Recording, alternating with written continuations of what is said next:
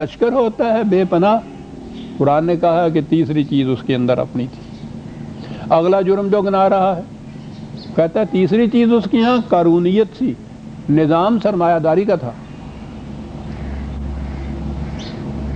محنت کوئی کرتا تھا اس کو نچوڑ کے لے جاتے تھے، پلتا اس کے اوپر کوئی تھا، مترفین جسے کہتے ہیں، دوسروں کی محنت پر عیش کی زندگی بسر کرنے والا۔ قارون اس کا نمائندہ ہے، وہ بھی دنیا کے اندر ضرب المثل ہے۔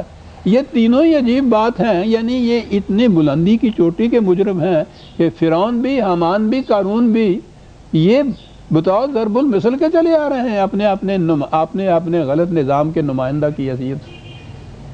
وہ شخصی حکومت کا نمائندہ، حامان پیشوائیت، مذہبی پیشوائیت کا نمائندہ، قارون نظام سرمایہ داری کا نمائندہ۔ یہ نظام سرمایہ داری جیسی کاہے کے لیے تھی؟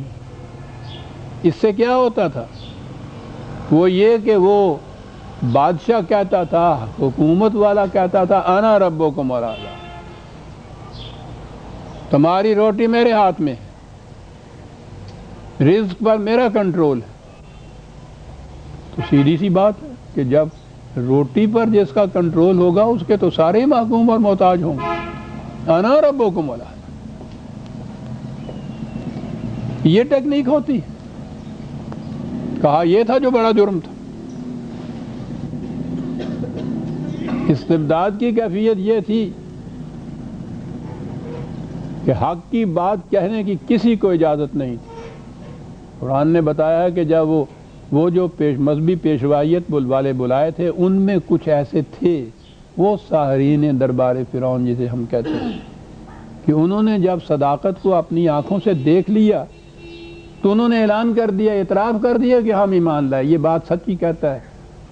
بفرے ہوئے شیر کی طرح وہ گرجا ہے فرعون کہ ہے مجھ سے پوچھے بغیر ہی یہ تم اس کی صداقت کا اعلان کر رہے ہو، ابھی دیکھو میں کیا کرتا ہوں۔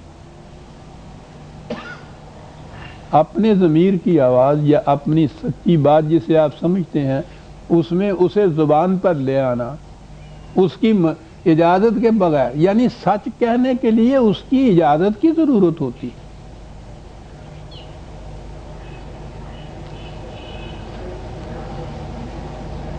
یہ عجیب آپ دیکھتے ہیں کہ قرآن نے کیا فہرست دی ہے جرائم کی،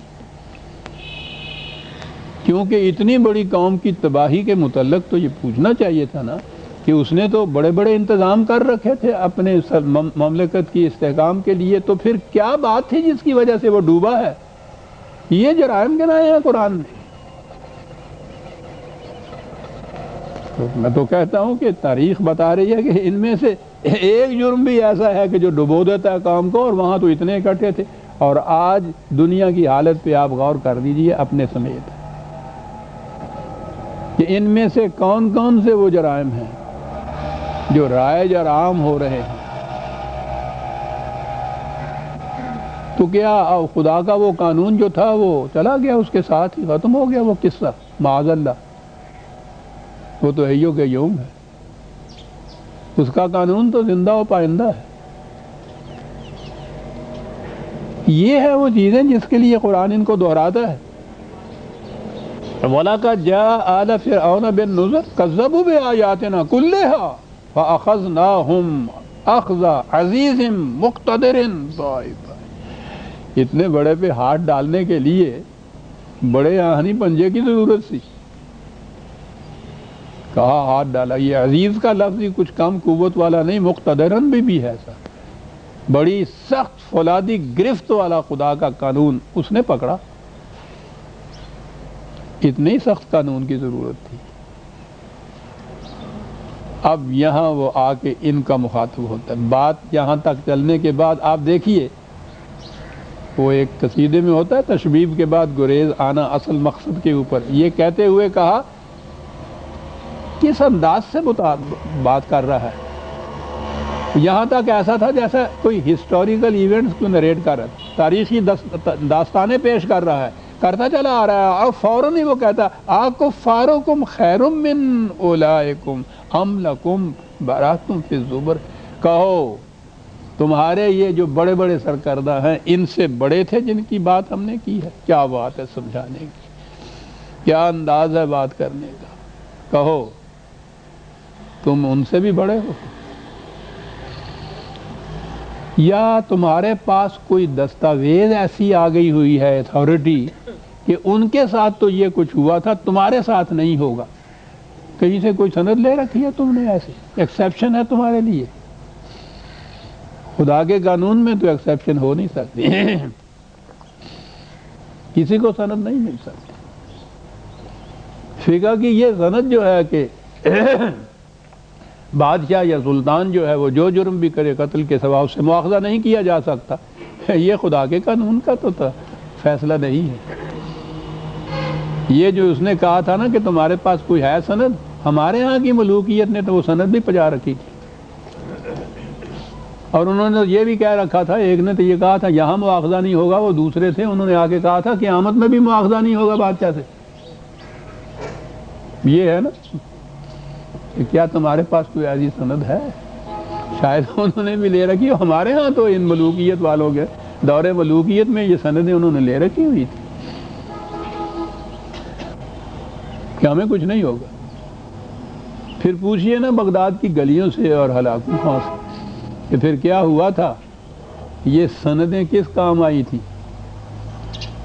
اور پھر یہ تو 1000 سال سے ہمارے ساتھ جو ہوتا چلا رہا ہے۔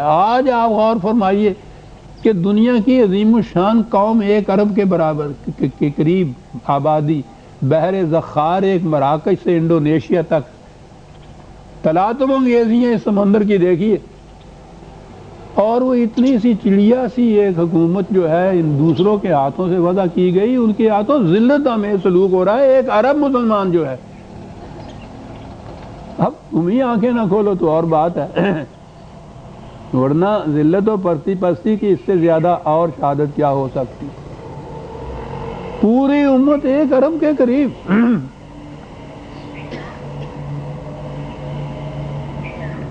ان کے ہاتھوں سے جو کچھ ہو رہا ہے، روح کب کپا اٹھتی ہے عزیزان من اس کی داستانیں سن سن کے۔ یہ کیا کرتے ہیں اس کے مقابلے میں؟ یا تو عرفات میں جا کے دعائیں مانگ رہے ہیں، اور یا پھر اس امریکہ کے پاس جا رہے ہیں اس کے خلاف مدد مانگنے کے لیے، وہ امریکہ جس کی بل بوتے کے اوپر یہ سب کچھ کر رہا ہے۔